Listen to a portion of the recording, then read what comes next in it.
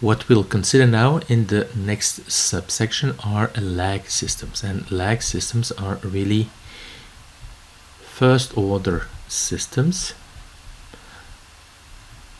that are in series, right? So you have a number of first order systems, and if you put them in series like this, well, you have an nth order lag system. Each first order comes with its lag time constant, right? And if you have n first orders in series, you will have an nth order lag system. So over here you have a second order lag system, and you can see it as, well, kp over t lag 1s plus 1. That's the first order block, and then it is followed by a second first order system. This one has gain 1, and it has time constant t lag 2 s plus 1, right? And what you can do, of course, is compute the step response of this second order lag system, and you can do it exactly. You just have to compute the response in the s domain, so it's times 1 over s here, right? Then you do the partial fraction expansion. Here we assume that the two lag time constants are different, right? If they are not, well, you have to redo the calculations and you'll have a different partial fraction expansion. But assuming that these time constants are different, well, you obtain your partial fraction expansion, and then you do the inverse Laplace transform, and you obtain the time domain response. This time domain response, as you can see here, is for your information only. So instead of using the exact step response, what we'll do is use information about the step response at the origin, right? We'll use information on the output and on its slope, and then use information when t tends to infinity, and of course this will result from the initial and final value theorems. We had seen in the previous section that if you particularize the response to a step response, it is possible to obtain the step response at the origin and information on its slope using this formula over here. If you apply this to the second order lag system, you will see that the response at the origin is 0, but that the slope at the origin is 0 as well. Okay, so this is the main difference with the step response of a first order system, because for a first order system we had seen that the slope was the gain divided by the time constant, and of course the steady state value in this unit step response is kp, right? Kp is the static gain. You can see that if you replace s by 0, this is indeed the static gain, and we'll use this information to draw the step response of this two lag time constants second order system. What we'll consider now is a lag system with 3 lag time constant. So you can see it as follows. So you have 3 first order systems in series, right?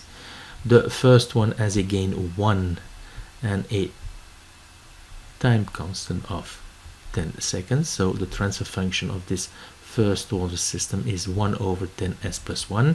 We have a first order system in series. The gain is again 1 and the time constant is 5 seconds, so this is 1 over 5s plus 1. And then we have a third first order system in series, and this one has a time constant, a lag time constant of 1 second. So the transfer function is 1 over s plus 1, right? So the overall transfer function is, of course, 10s plus 1, 5s plus 1, and then s plus 1. Okay, but you can view it as 3 first order systems in series. Here you have MV, and what we'll do is look at the response of the first order system. We'll look at the response of the second order system, so this is this system over here, and we'll look at the response of this third order system, so this is PV3, right? Well, PV1, this is the step response. Okay, MV is shown here in blue. Well, PV1 is the step response of a first order system, and you can clearly see here that you have a slope of Kp over T lag 1. It's non-zero, and well, at steady state, well, you have a value of Kp, right? In this case, 1, right? And now, if we look at the step response of the second order system, and this is what we have considered in the previous slide, you can see indeed that the response, the step response at the origin is 0, but now that the slope at the origin is also 0. So there is a big difference between a step response of a first order system and a second order system, in the sense that this second order lag system will have a slope at the origin that is 0. Okay, of course it will also settle out when t tends to infinity to a value that is Kp, okay, and which is 1 in this case. If you consider the response, the step response of this third order lag system, you can see now that, well, not only the slope will be 0 at the origin, but also the second derivative will be 0, and this is why the step response, well, becomes more flat at the origin, and this is introducing this apparent dead time that I've spoken about. Note that you can see the response in magenta as the response of a first order system with time constant 5 seconds to the input shown in green. Similarly, you can see the response in orange as the response of a first order system with lag time constant 1 second to the input shown in magenta. Or you can see the response in orange as the response of a second order lag system with time constants 1 second and 5 seconds to the input in green. We'll now have a look at the frequency response of this third order lag system, so the Bode diagram.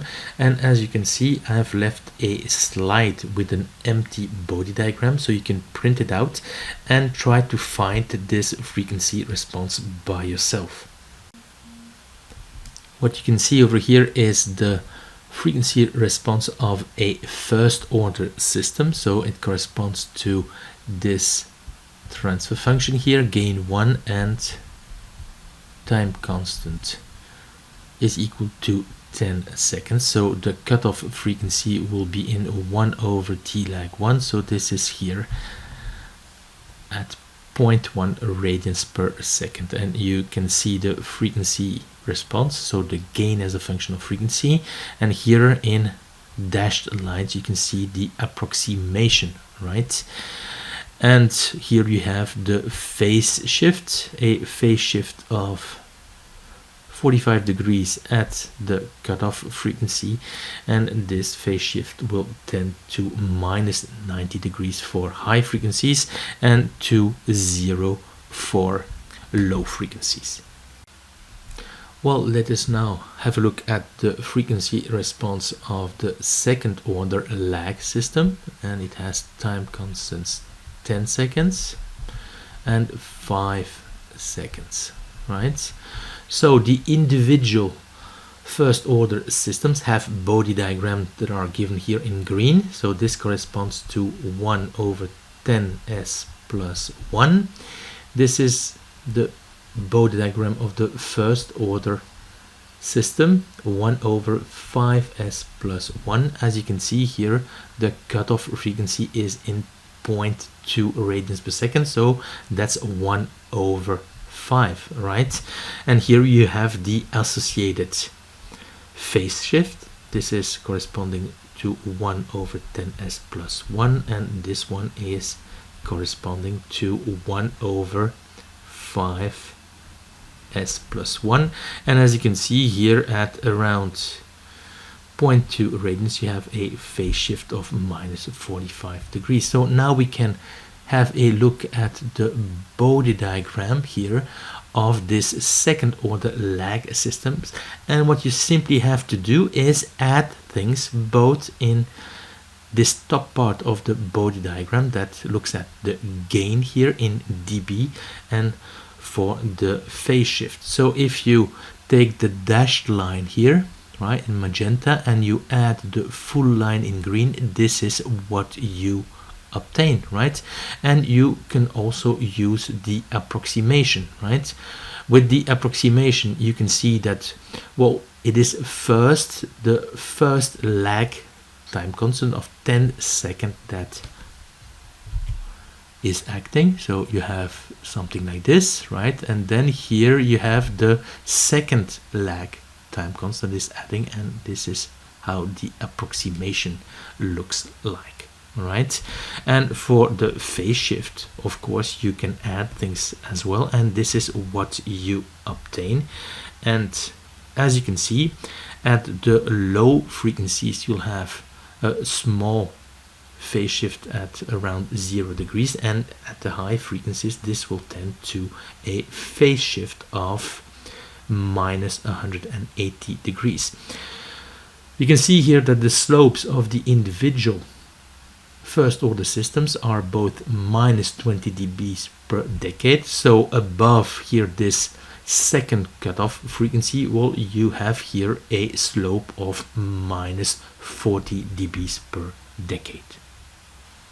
We can now have a look at the Bode diagram of the third order lag system. So it's 1 over 10s plus 1 times 5s plus 1 times s plus 1, and this Bode diagram is here shown in orange, right? So what we'll do is again take the individual Bode diagrams of the first order system with their approximation. So this corresponds to 1 over 10s plus 1 cutoff frequency over here. This corresponds to 1 over 5s plus 1 cutoff frequency at 0.2 radians per second, and this corresponds to 1 over s plus 1, and the cutoff frequency is over here, right? So if you want to obtain the Bode diagram for the gain, what you have to do is add the full line in green, the dashed line in magenta, and the dashed line in orange, and this is what you obtain. Again, what you can do is look at the approximation. So here it's 0 dB. At the first cutoff frequency we have a slope of minus 20 dBs. At the second per decade, at the second cutoff frequency we have a slope of minus 40 dBs per decade, and then from this third cutoff frequency we have a slope of minus 60 dBs. So at the high frequency, since the individual first order systems have a slope of minus 20 dBs per decade, well, we'll have here a slope of minus 60 dBs per decade. You can see here the, well, phase shift associated with each individual first order system. Again, here this is 1 over 10s plus 1. Here we have a cutoff frequency of 0.1. So this one corresponds to minus 45 degrees. This corresponds to 1 over 5s plus 1, and this corresponds to 1 over s plus 1. So you can see here that at the cutoff frequencies 0.2 and 1, right, we have minus 45 degrees. And if you add this, you obtain the phase shift of this third order lag system. And well, at the higher frequencies, well, the phase shift will go to minus 270 degrees. So that's 3 times minus 90 degrees. Well, in summary, this is what you obtain. The gain is 1. So at the low frequencies, you can see here that the static gain is 1, since we had at the low frequencies a gain of 0 dB. The cutoff frequencies are respectively 1.1 radian per second, 0.2 radian per second, and 1 radian per second. And above this third cutoff frequency, well, you can see here that we'll have a slope of minus 60 dB per decade. For this third order lag system, well, at the high frequencies, so far above the third cutoff frequency, well, the phase shift will tend to minus 270 degrees. In this subsection, we'll talk about lead lag systems. And lead lag systems are processes. Well, there is a gain. They are first order. So there is a lag time constant, but there is also a 0. So we'll write it as Tlead, a time constant, the lead time constant. We'll talk about this later, right? So you can see here that the degree of the numerator is equal to the degree of the denominator. We'll say that this transfer function has a relative degree 0, and this is really a lead lag system.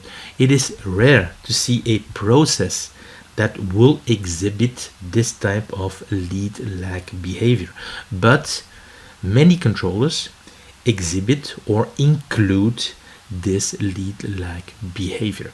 What you'll see for processes is that you'll have a lead lag behavior associated with a first order transfer function, right? So we'll have a t lag 1 and we'll have a second time constant, and this is an example of a second order process with 2 lag time constants and 1 lead time constant. And this type of process will be tackled in this course, and an example is this one over here.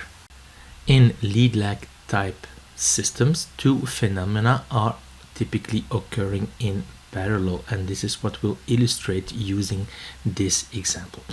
So in this process, you have a stream of hot product that needs to be cooled, and therefore you can use a heat exchanger, and in this heat exchanger you'll have a flow of cooling water. Okay, by adjusting the position of this bypass valve, you can influence the temperature at the output of the system. So for instance, if you increase the positioning of the bypass value, so you increase the opening, you'll have less flow through the heat exchanger and the temperature will drop. So we will assume that in the time frame that is shown over here, we are in steady state, so that all transients have disappeared, and therefore at the output in the corresponding time frame, well, the temperature is constant, right? We'll also assume that the flow of product is constant and that the flow of cooling water is constant. So what we'll do is at some stage open the bypass valve and look at the dynamics from bypass valve to output temperature. Well, you can see that if you open the bypass valve, the flow through the bypass will increase. Okay, the product that will be flowing will have the same temperature, of course, but the influence on the output temperature will be a sharp increase in temperature with a time constant that will be very small, right?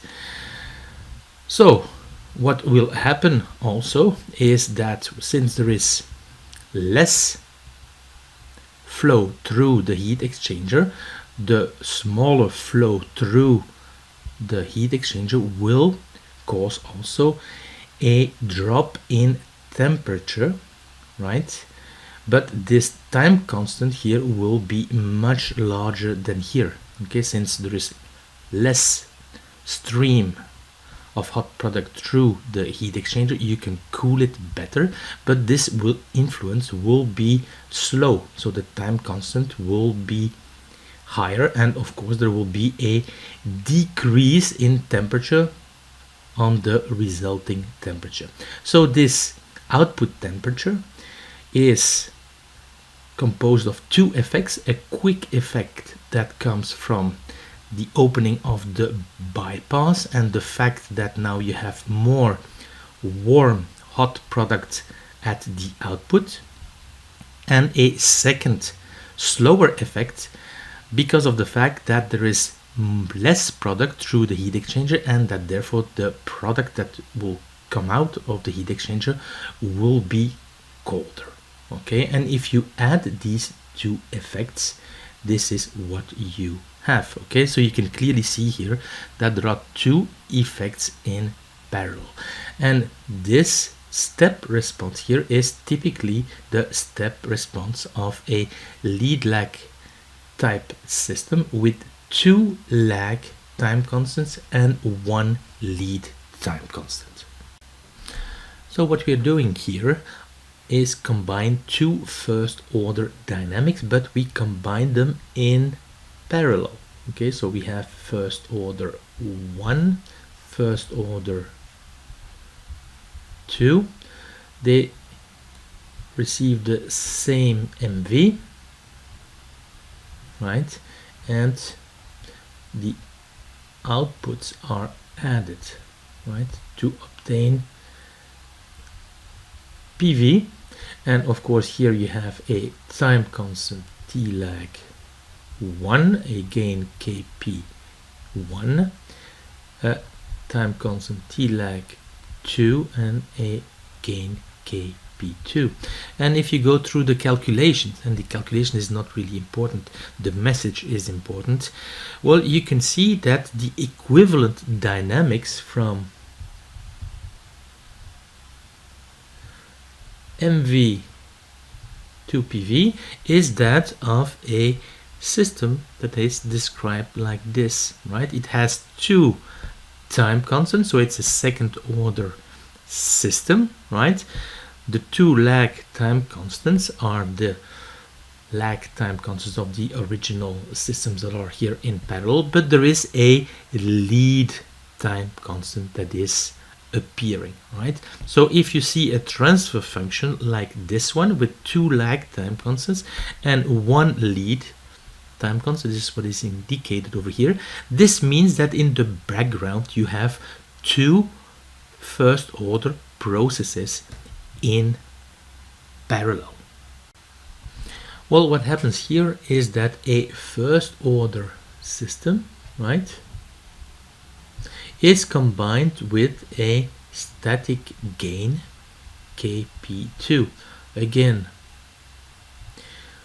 the two systems receive the same input, right, and the two outputs are added to obtain PV, right? This one has time constant T lag simply, and this one has gain Kp1, right?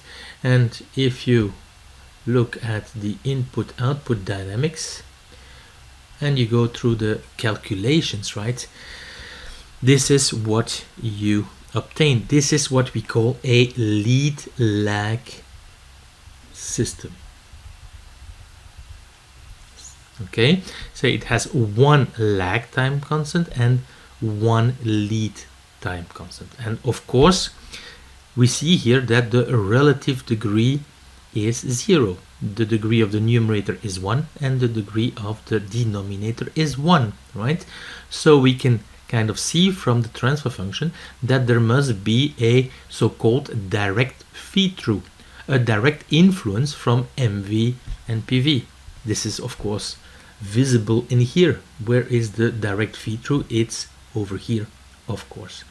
So if you work with a lead lag system, and this is really what we call a lead lag system, well, we work with a system with relative degree 0.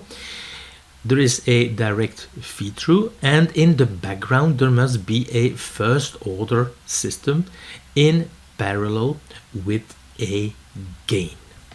And there are very few processes that behave like this, but this lead lag system is very often used in control, in a PID controller, in feed forward, in internal model control, and so forth. You can of course compute the impulse response and the step response of this lead lag system exactly. These responses are for your information, but they give you, well, insights, right? Well, to compute the impulse response, x of s is equal to 1, so we have to take the inverse Laplace transform of the transfer function by definition, and to take this inverse Laplace transform, what we have to do is a Euclidean division, so that you end up with this description here of the transfer function. And if you now take the impulse response, well, you can see here that there is a direct feed-through term. So if you put an impulse at the input, you'll find this impulse multiplied by this gain. This is this term. And this second term will provide the impulse response of a first order type system. And this is this response over here. So what is important to see is that in a lead lag system, well, there is a direct feed-through term. Well, again, for the step response, we can take the step response. X of s here is now 1 over s. You take this transfer function, you obtain this response, partial fraction expansion, inverse Laplace transform, and this is what you obtain, and this is the response that you'll find in the textbooks. I like this expression of the transfer function because you can see it as the, well, step response of a gain plus the step response of a first order system. So here is the term that comes from the direct feed through, right? It's a step, and then you have the step response of this second term here. It's the step response of a first order system, and again you can see that there is a direct feed through term. Remember that if you consider a process with a transfer function that is given over here, lead lag system, one lead time constant and one lag time constant, in fact it results from two systems that are in parallel, a first order system and a static gain, and it's of course this static gain that will provide this direct feed-through term. If you consider this direct feed-through term that we had obtained by considering this transfer function, and you inject Kp in here and Tlead, you will see that this is indeed equal to Kp2, the static gain here of this process that is in parallel to the first order system. Except that here this direct feed-through term is obtained directly from the lead lag transfer function. Instead of computing the step response exactly, you can use the initial and final value theorems. We had specialized these theorems to the step response in section 2. Okay, so you can obtain information on the step response at the origin and information when t tends to infinity, so in steady state. If we look at the step response at the origin, we have to take the transfer function and let the variable s tend to infinity, and what you obtain over here is, without a surprise, kp Tlead over Tlag. This is this direct feed-through term. You can also obtain information on the slope by taking this formula, and this is what you obtain. In steady state, of course, you have to take the transfer function and let s tend to 0, and this of course corresponds to, well, the static gain of the process, since we consider a unit step response. Notice that when Tlead is equal to 0, the step response at the origin is 0, and the slope becomes kp over Tlag. So this is consistent with what we had found for the first order system. Notice that we knew already that the static gain can be read from the top part of the Bode diagram, so the gain as a function of frequency. When you consider small frequencies, okay, so omegas tending to 0, but you can also read the direct feed-through term from the top part of the Bode diagram, so again the gain as a function of frequencies, but now you have to take high values of frequency, so omegas that tend to infinity. Let us now look at the step response of the lead-lag system. So we have a transfer function kp Tlead s plus 1 over Tlag s plus 1, and we'll fix kp to 1 and Tlag to 3. So we end up with Tlead s plus 1 over 3s plus 1, right? And we'll consider three cases. Tlead is equal to 1, Tlead is equal to 9, and Tlead is equal to minus 1. Okay, so what is in common, of course, is the steady state situation, right? We have a unit step response. At the input we have a unit step in blue here. So in steady state, well, the step response will settle out at kp, so 1, and this is what you see over here. And at the origin, remember that the y, and this is for a step here, at the origin is kp Tlead over Tlag, right? And in our case it's, well, Tlead over 3, right? With a Tlead of 1, so this is indeed 1 over 3 here, right? Direct feed-through term, okay, and then, well, the response of the first order system, and this is what you obtain. You can already imagine what will happen for Tlead is equal to 9, right? We'll have something that will go up to the value of 3 and then go down.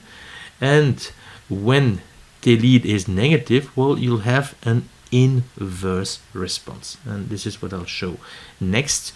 Of course, in this case here, we considering Tlead positive and negative. Tlag, of course, has to be positive, okay, because the pole of the system is in minus 1 over Tlag. For the system to be stable, we have to consider Tlag positive. Considering Tlag negative, well, doesn't make any sense, because you would have an unstable step response. And here you can see indeed that the step responses that correspond to Tlead is equal to 9 and Tlead is equal to minus 1 correspond to what we had found intuitively, right? Well, a negative Tlead will always produce an inverse step response, and this is the case when in the transfer function kp Tlead over Tlag s plus 1 we have a 0, and the 0 here is in minus 1 over Tlead, is to the right of the imaginary axis. So here in orange we have a situation where the pole is of course stable, right? It's in -1/3, but the 0, since the lead is negative, is in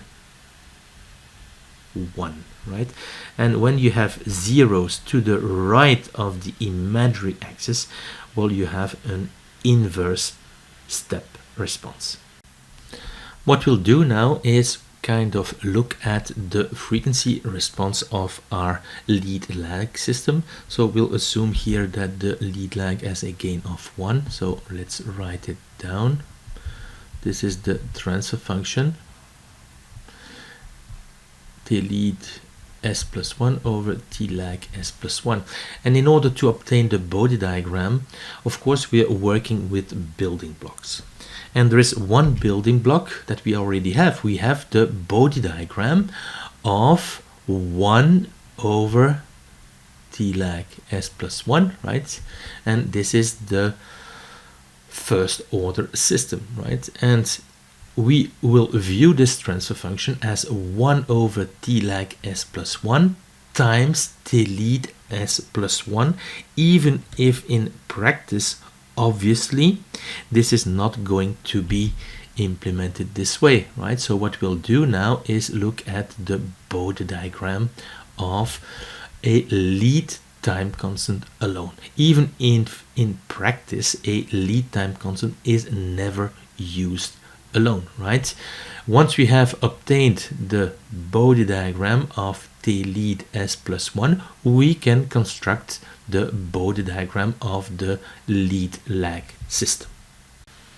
Well, to obtain the Bode diagram, we need to construct the module as a function of frequency and the argument as a function of frequency. We consider the transfer function, this one over here, on the j omega axis, right? This is done this way, and one way to obtain the module and the argument is kind of obtain the real part and the imaginary part, which is kind of very obvious in this case, and then we construct the module, and this is what we obtain, right? So it's the square root of the real part squared plus the imaginary part squared. That's for the module, and the argument is simply the arctangent of the imaginary part over the real part. Well, there are some similarities with the Bode diagram, or with the frequency response of the first order system, and we'll write the transfer function here, P of s, for a first order system, and I will do it for a static gain of 1. So we'll have 1 over Tlag s plus 1, right? And if you look at the corresponding values, so the module, first order, j omega, what you will have here is 1 over the square root of 1 plus omega square Tlag squared, right? And for the argument, you'll have something like this. So you'll have the same kind of formula, but with a minus sign, arctangent. Well, I'll write it in English. Tangent, right, of omega t lag, right? So you can see that in the Bode diagram, since, let us look at here at the module, since we're working with dBs, right, you can kind of see that the module of the first order system and the module of the lead system will have similar Bode diagrams in terms of the module, except that they will be mirrored. Remember that the log 10 of 1 over x is equal to minus the log 10 of x, right? So you can kind of see that the Bode diagram in terms of the module of a lead system will be that of a first order system with same time constant, but that is mirrored with respect to the real axis, right? And you'll have something similar for the phase shift, right? If the lead is positive, well, you will have the same kind of frequency response, but mirrored with respect to the real axis. If the lead is negative, over here, the lead negative, well, then you can rewrite this as minus the arc tangent of omega absolute value of the lead. And then if the lead is negative, well, you'll have the same kind of behavior as that of a first order system in terms of the phase shift. If the lead is positive, well, then you'll have this mirroring effect. We can obtain this frequency response of this lead system in a more intuitive fashion. So we replace S by J omega, and this is what we obtain. So we can again consider three situations. A small frequency with respect to 1 over T lead. Here in first instance we'll consider T lead positive, and then you can see that the first term will be dominating, so the transfer function evaluated on the J omega axis is approximately 1. So this means a module of 1 and a phase shift of 0 degrees. If you're far above 1 over T lead, well, it's the second term that is dominating, right? And then the module is increasing with frequencies, and the argument is 90 degrees, right? And if you're at the frequency 1 over T lead, then this transfer function evaluated on the J omega axis is 1 plus J. So this you can rewrite as square root of 2 exponential of J pi over 4. And you have a module of 2 and a phase lead of 45 degrees, right? So you can kind of see that if you compare this with 1 over 1 plus J omega T lag, and you would say T lag is equal to T lead, well, that you have this kind of mirroring effect. You can see this very clearly from the arguments, right? And for the module you have this 1 over x relation, and remember that since we're working on a scale that is in dBs, this will cause this mirroring effect around the real axis. If we now consider this lead system but with the time constant negative, right, we can evaluate the transfer function on the J omega axis, and this is what we obtain. And to make things simple, you can rewrite this as follows. This one is negative, so we put a minus sign here, and we replace here T lead by the absolute value of T lead. So this is equivalent, but now it's kind of easy to see that, well, as far as the module is concerned, you have the same, well, modules as before, but everywhere where you had T lead, you have to replace by the absolute value of T lead, right? And you have a change of sign in the argument because of this minus sign over here. Well, we'll now consider the combination of a first order system and a lead system, and this leads to a lead lag system with transfer function Kp T lead s plus 1 over T lag s plus 1. So what we can do is look at the behavior when s tends to 0, right? If we call this P of S, well then P of 0 will tend to Kp, and this is the static gain, and this is what you're reading over here in the body diagram of the gain, and you have to take frequencies that tend to 0, right?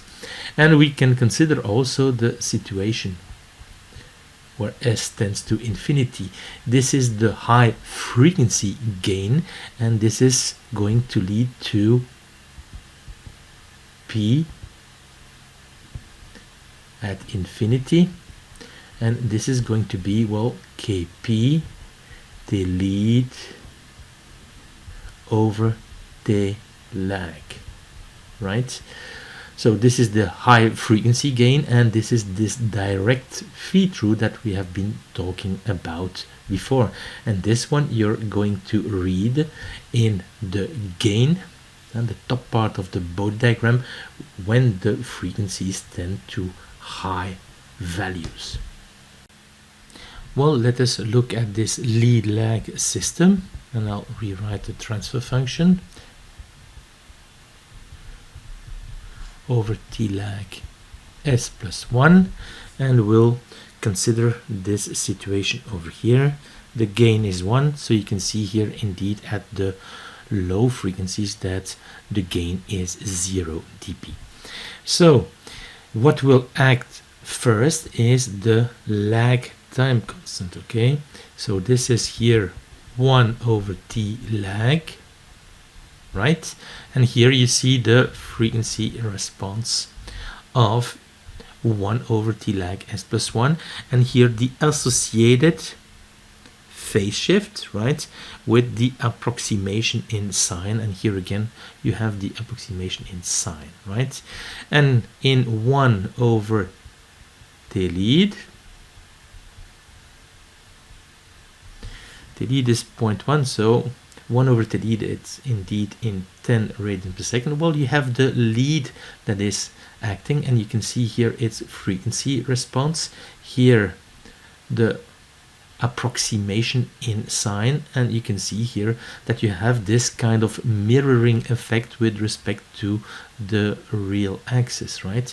If you would have had a first order system behavior with constant Tlead, well, you would have had exactly this behavior but mirrored, okay? So you can see here that in the high frequencies you'll have this slope of, well, 20 dBs per decade, and here you have the associated phase shift in magenta. In the high frequencies, well, the phase lead will be 90 degrees, and here you see the approximation.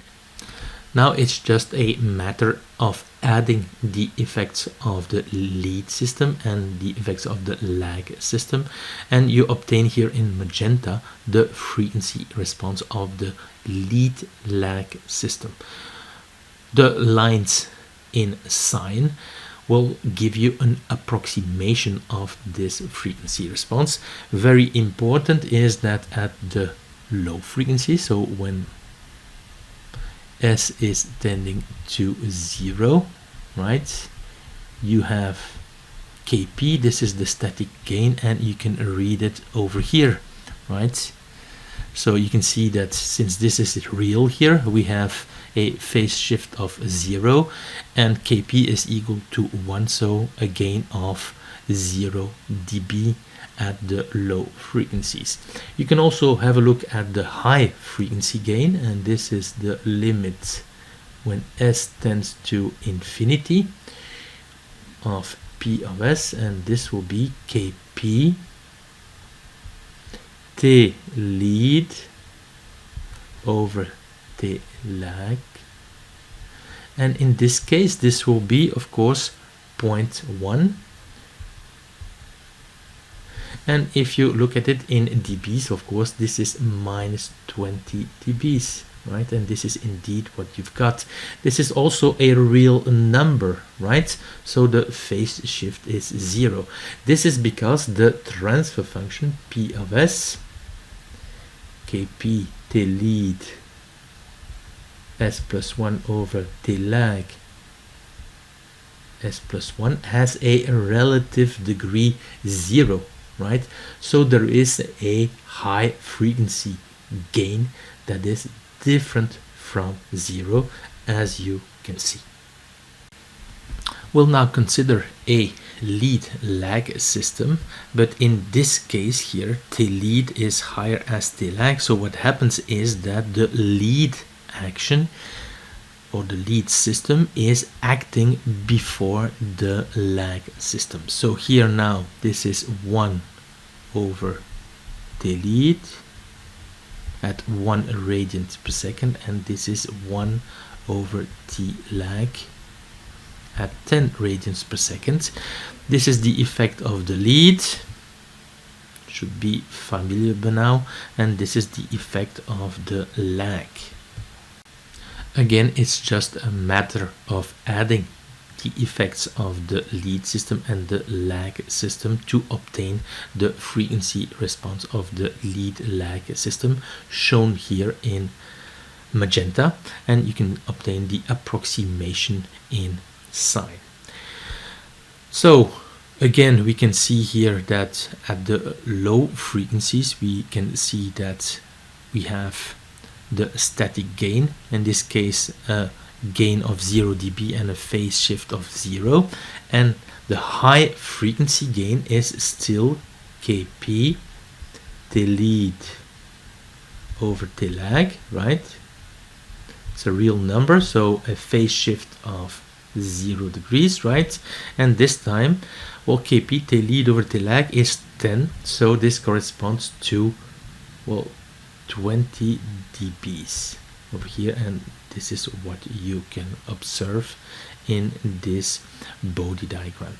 Well, this configuration of the lead lag system with a lead that is higher than the lag time constant is often used in control.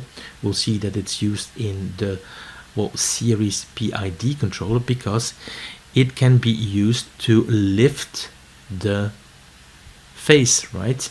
And this can be used to obtain a good phase margin. We'll now look at a special transfer function, which is this one. At the numerator we have minus ts plus 1, and at the numerator we have ts plus 1. So it's a lead lag system with a gain of 1, a certain lag time constant, and Tlead is equal to minus Tlag, right? So we can then have a look at the Bode diagram of such a system, and for reasons that will become obvious, we call this an all-pass filter. So here we have the frequency 1 over t, right? And this is here in magenta the module of 1 minus j omega t, right? This is the module, it's 1 over the module of 1 plus j omega t, and you can see here that at the low frequencies, well, it's 1, but that's with increasing frequencies. This one, the lead, will give a gain that will increase, and in the end you have a slope of 20 dBs per decade, and for the lag, well, you have the mirrored effect, right? But for the phase, they have both the same effect. You recognize here the effect of a first order system, right?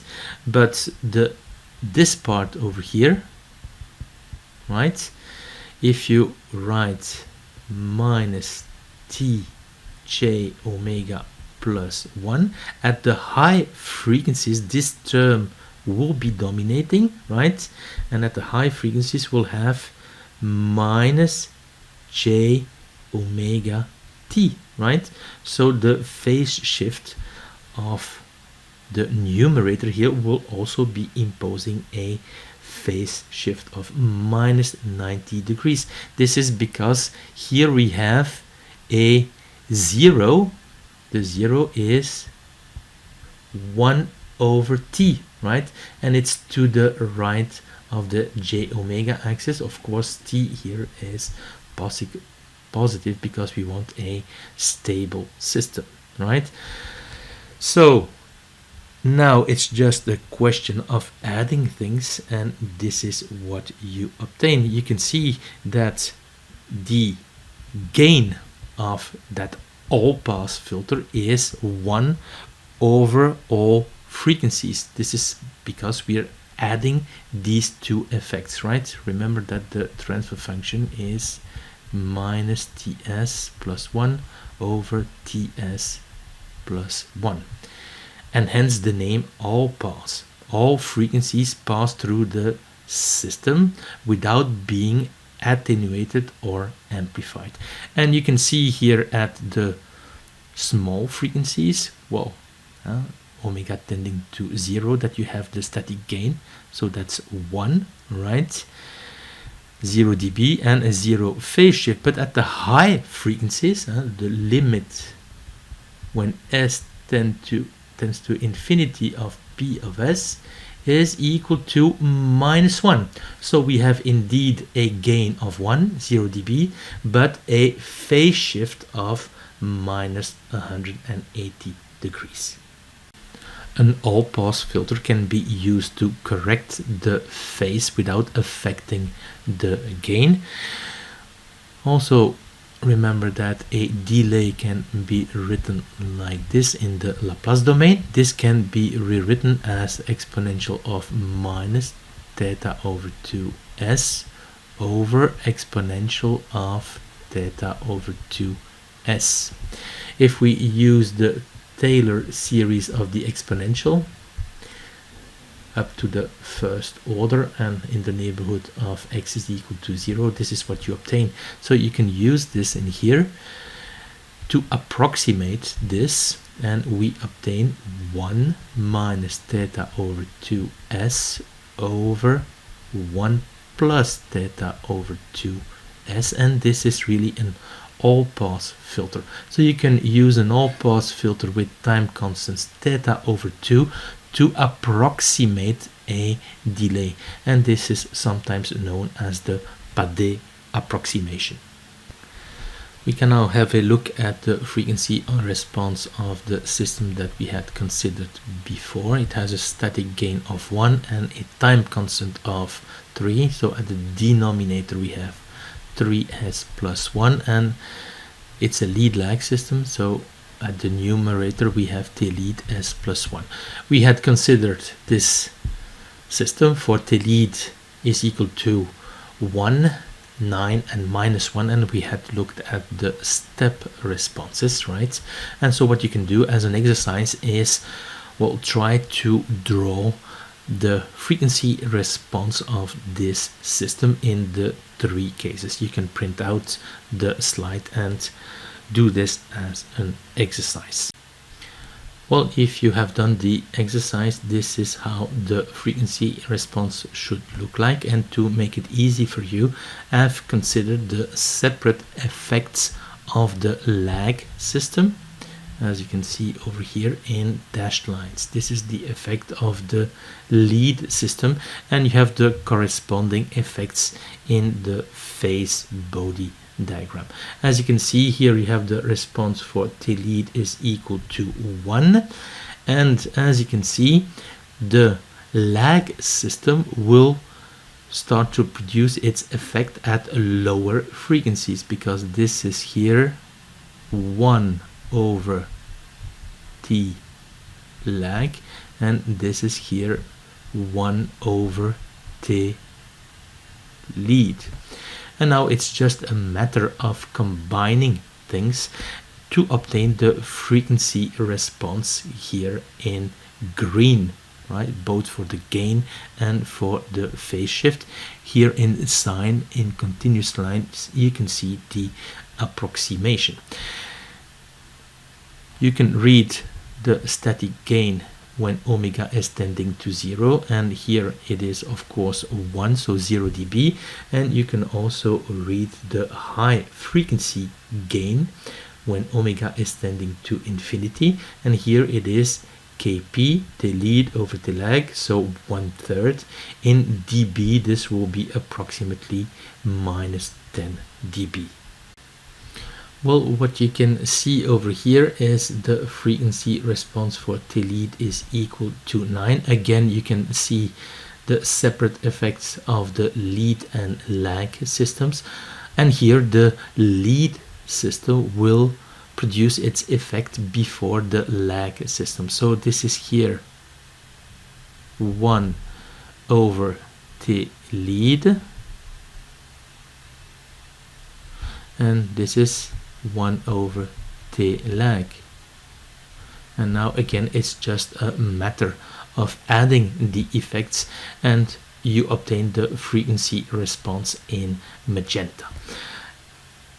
You can read the high frequency gains at the high frequencies, and this is again kp Tlead over Tlag, so in this case it will be 3 and 20 log 10 of 3, that's well in the neighborhood of 10 dB. Let us now have a look at the frequency response of the lead lag system with value of the lead time constant -1.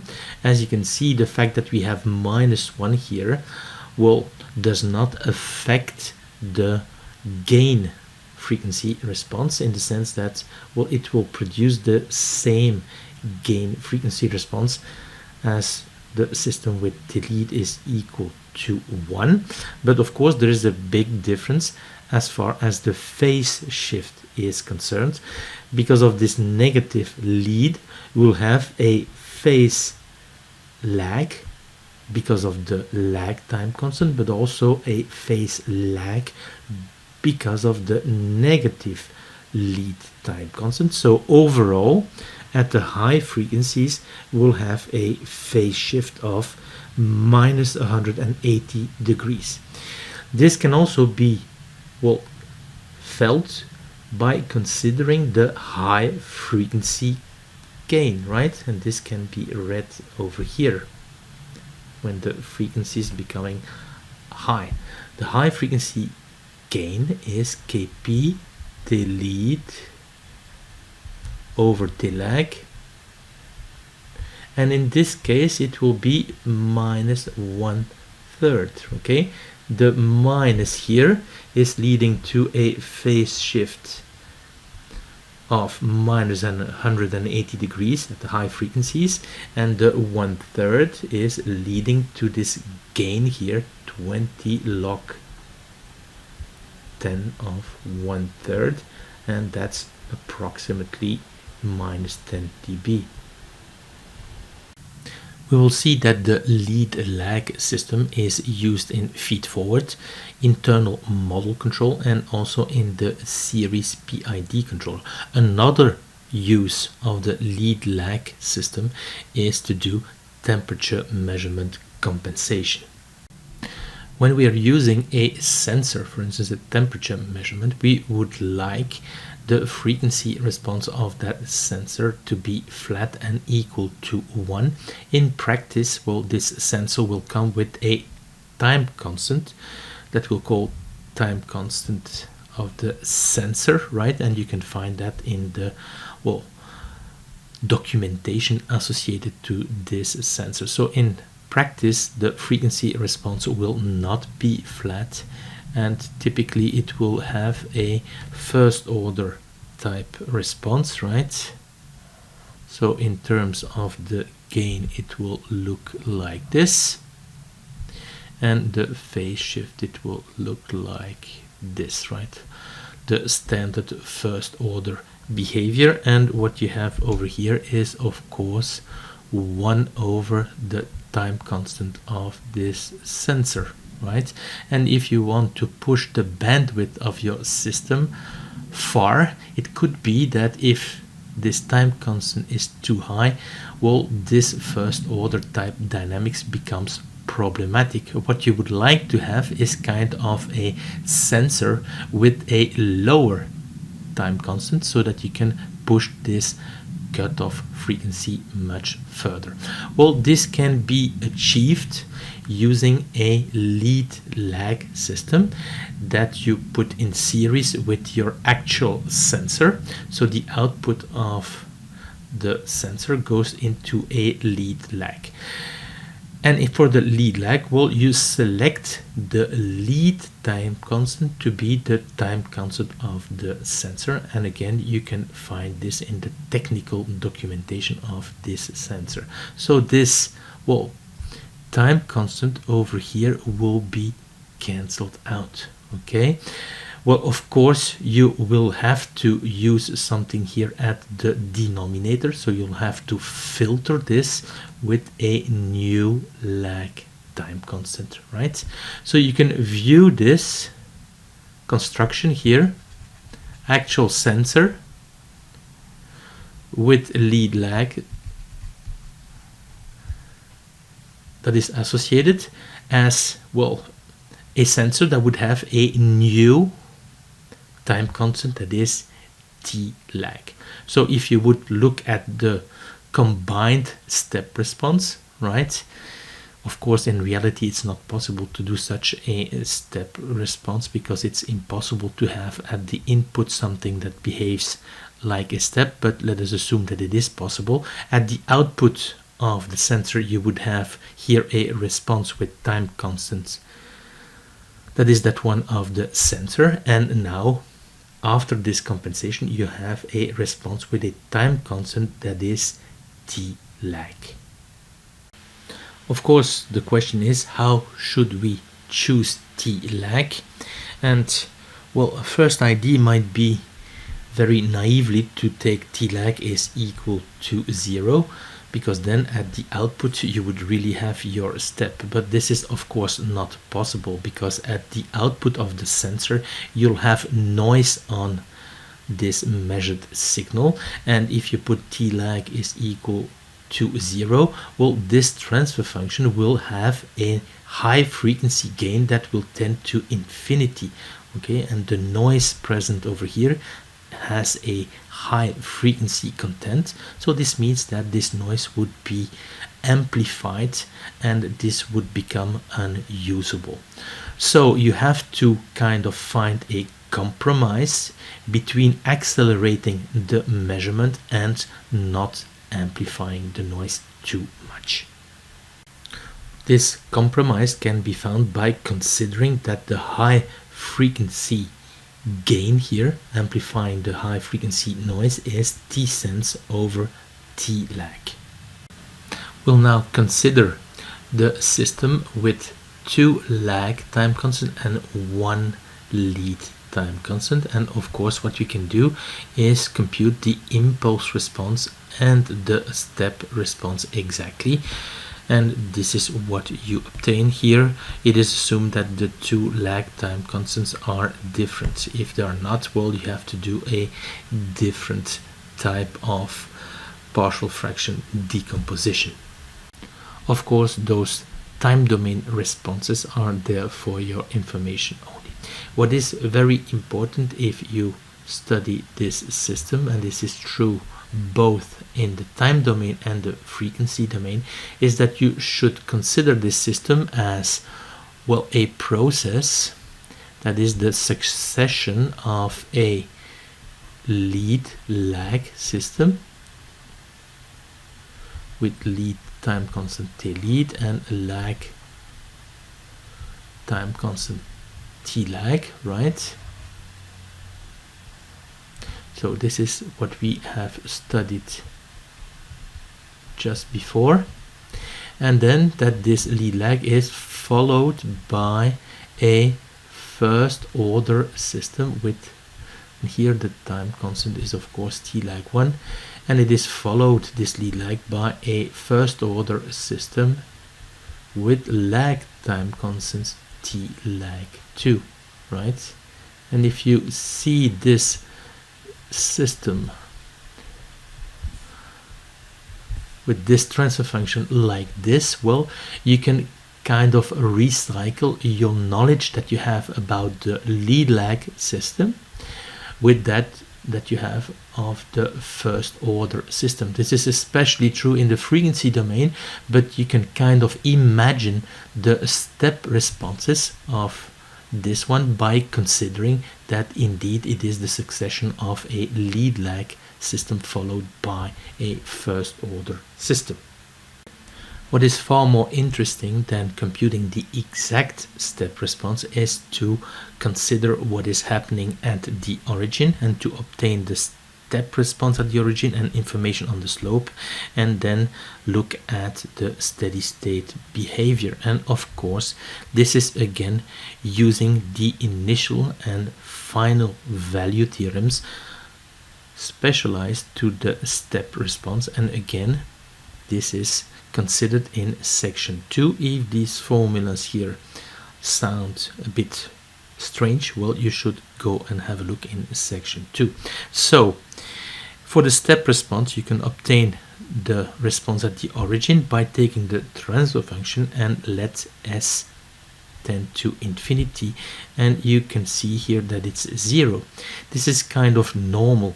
There is no feed through term over here because the relative degree is 1. It's the degree of the denominator 2 minus the degree of the numerator. So when you let s tend to infinity, you obtain a 0 and there is no direct feed through term.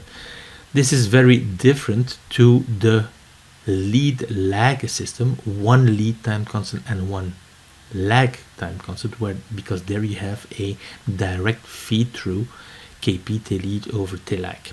If you have two lag time constants and one lead time constant, then the step response at the origin is 0. You can also compute the slope of the step response at the origin, and this is what you will obtain. Notice that if Tlead is equal to Tlag 2, this system is then a first order system, and you can see that you obtain Kp over Tlag 1, which is consistent with previous results. And of course, the steady state behavior, since we're considering a unit step response, is that when t is tending to infinity, the step response will go to the steady state value of Kp.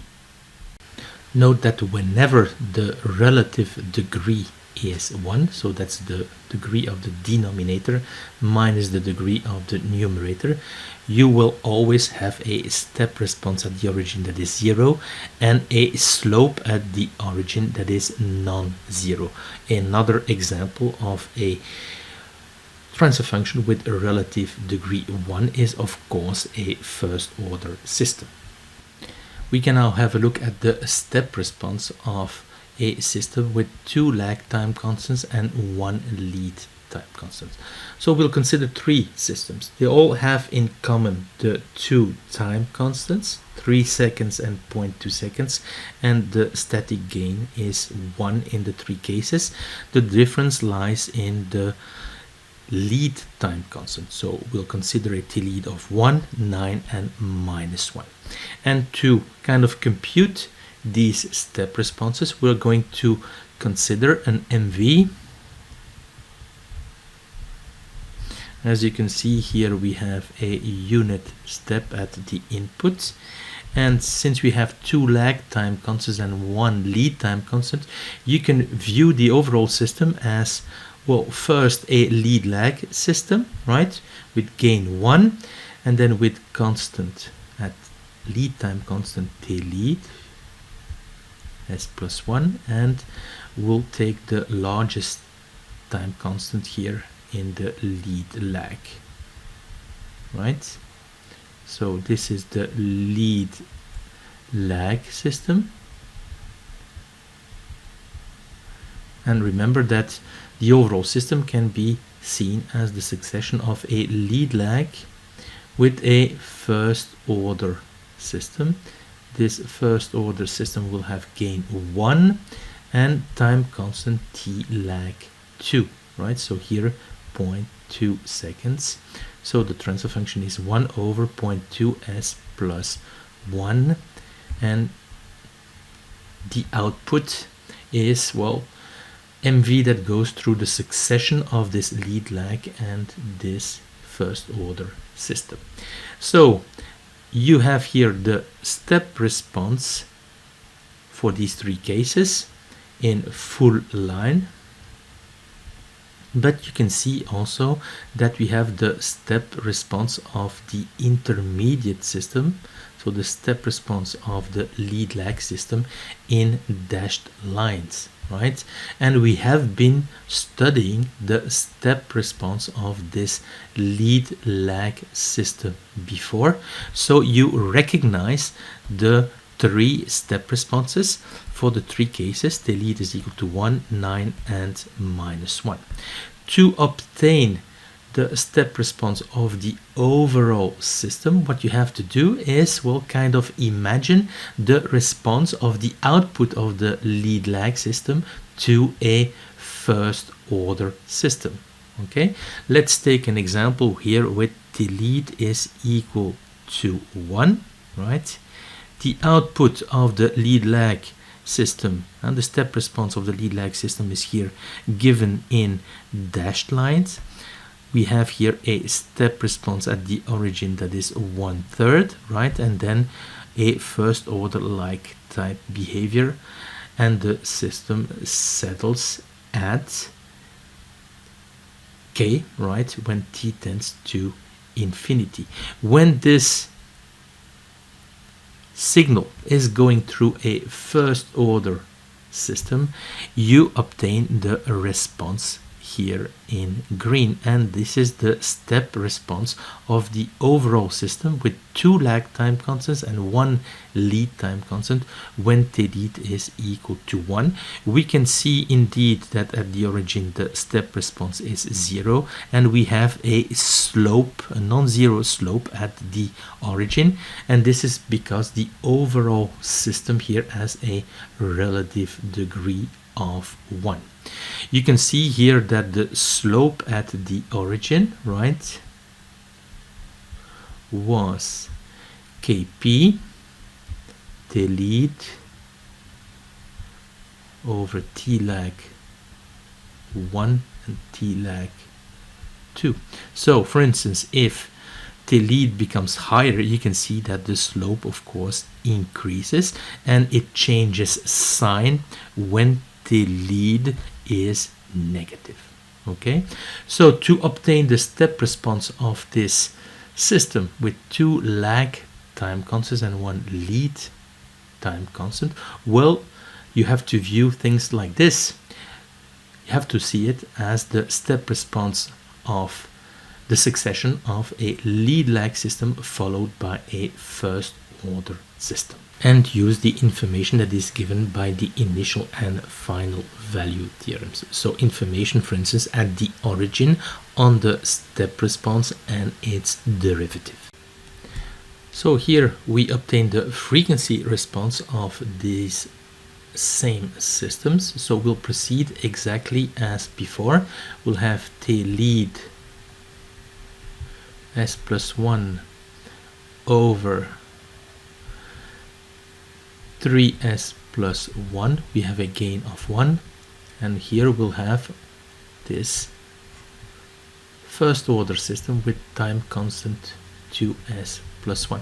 We have been obtaining the frequency response for this system here previously, and here it will be shown in dashed lines, right?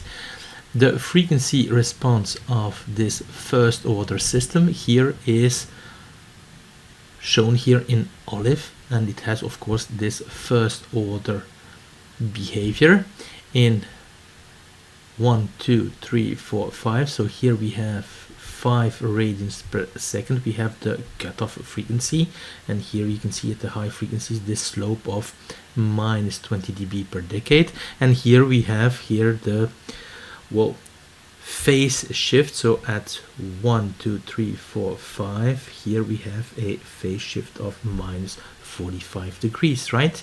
So what we have to do to consider the frequency response of the overall system is to add both responses. So this will be given here in full line. Here we have the situation for Tlead is equal to 1. So the frequency response of the lead lag system is shown here in dashed lines, right? And we can kind of see that this is correct because the high frequency gain is 1/3, so approximately minus 10 dB, and the frequency response of the combined system, well, you have to add the effect of the lead lag system with that of the first order system, and this is what you obtain, right?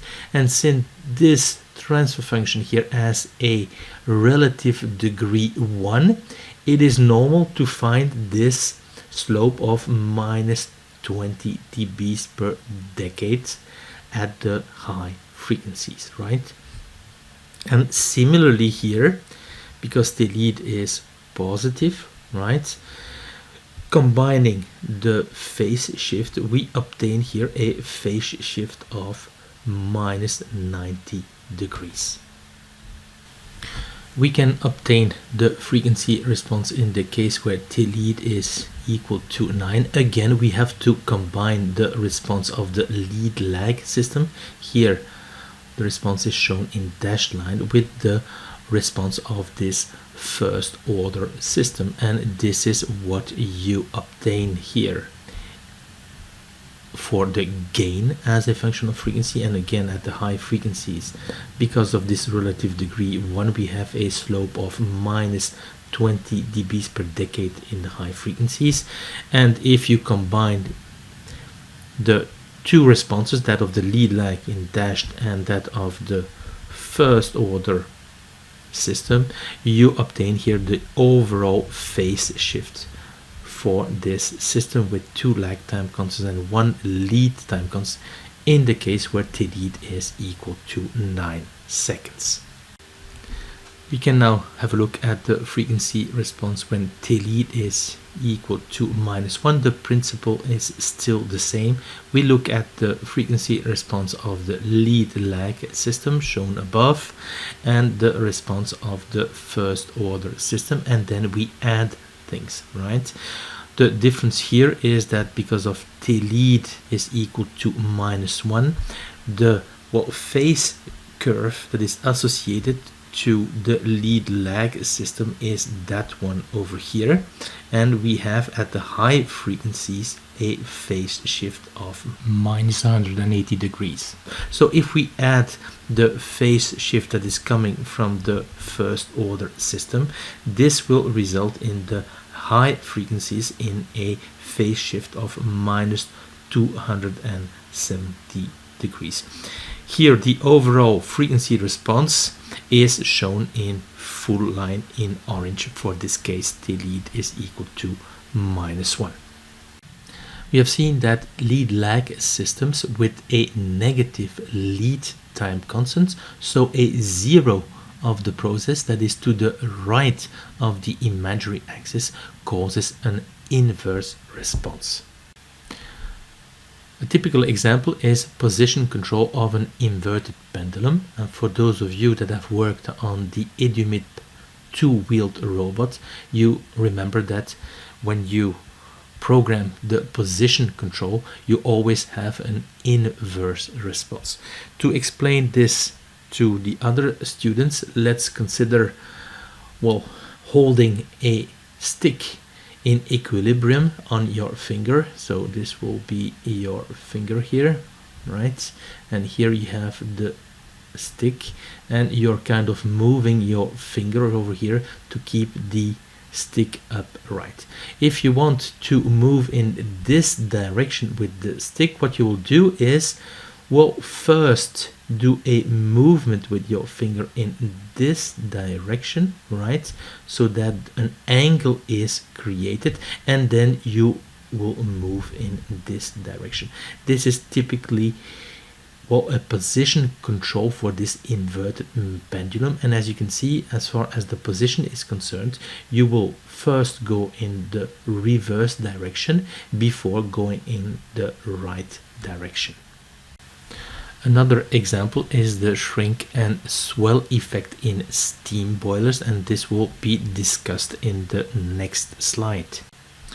An inverse response is also obtained in combustion chambers when extra air is injected to burn the coke deposits. Well, initially the temperature will drop because extra air, cool air, is injected, but eventually when the coke will ignite, the temperature will go up. Maybe some words about this steam boiler first. It is shown here.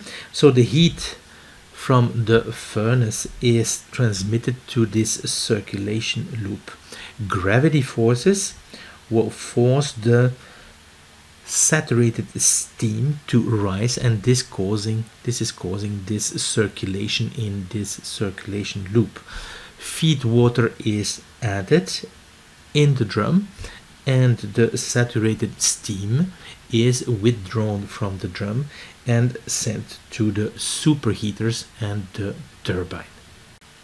Of course, control of the drum level is critical. If the level in the drum is too low, the boiler tubes might be damaged by overheating, and if the level is too high, this might lead to flooding of the superheaters.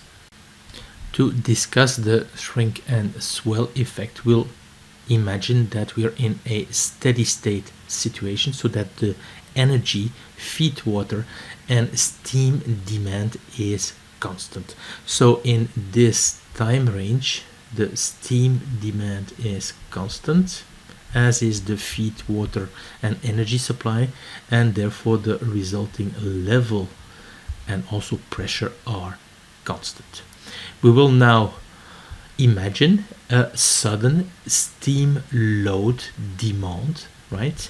So what will happen in the drum is that this will be followed by a very sharp decrease of the pressure, and this will be directly followed by an increase in the water density. So the water density will increase as it is pressure dependent. So the water will, between quotes, take more place and the level will increase, right? And as more steam is removed for the drum, eventually the level will decrease, and this is why you have this inverse type response, and this makes this control of the level more difficult. Processes with an inverse response are extra difficult to control. Remember that processes with a delay, okay, and this is then the open loop response. So at the input we have a step, right? And if the process has a delay, well, it takes a certain time before the process starts to react, right? And we have this type of response. We have already seen that if the dead time is substantial with respect to the time constant, these systems are difficult to control. But of course, if you have here an inverse response, in the sense that you'll have something like this, you can kind of feel that this kind of system with an inverse response will be even more difficult to control. So what we'll see later in the course is that you can use model-based control strategies. One of them is to use the predictive PID controller. So this will allow us to recycle a PID controller, and then the other option is to use an internal model controller, and this we will see in the last section of this course. The alternative is to use detuning. Detuning is really to use, well, controllers with a small gain, right? But of course this will result in sluggish control. So the best strategy is to use this model-based control. For your information, it is possible to program a lead lag behavior using simply an integrator, right? We had seen something very similar for the first order process without this branch, so with Tlead is equal to 0. This is how you should do it in a good fashion for the lead lag system, and this will allow you to, for instance, implement this lead lag behavior if you have only in your library access to a integrator. Okay, so if, for instance, in CFC you have an integrator in the library, you can implement a lead lag behavior like this. The alternative is, of course, to program your own lead lag behavior using an FB that you program yourself, and that is based on the discrete time relations that I will introduce next. You can of course obtain an approximate discrete time behavior of a lead lag system by using these numerical integration methods that I have introduced earlier in the course. So you could use the Euler numerical integration methods or the trapezoidal method. Here in the next two slides I will use the Euler numerical integration methods. We have been doing something very similar for the first order system. So this is the transfer function of the lead lag system. If we are using the Euler backward difference, we have to inject this expression of z here in the transfer function. So we replace s by this rational function of z. If you do this, you obtain the approximate discrete time description of the system using the Euler backward difference approximation, right? Then you can rewrite it in terms of the sampling period over the time constant. Okay, and what is really interesting is to obtain the discrete time relation. I will not go into the details because this is really similar to what I've done for the first order system, and associated to this first order system there was an example of the implementation of the discrete time relation to program an FB for a first order system. You can do something very similar, of course, for the lead lag system. You can do something very similar using the Euler forward difference approximation, and this will result in a different discrete time relation, right? And again, use this one with caution, right? Because a stable system could suddenly become an unstable system in discrete time. So with caution means that you have to use Ts much smaller than Tlag. If you have to choose between the two methods, of course choose the Euler backward difference approximation.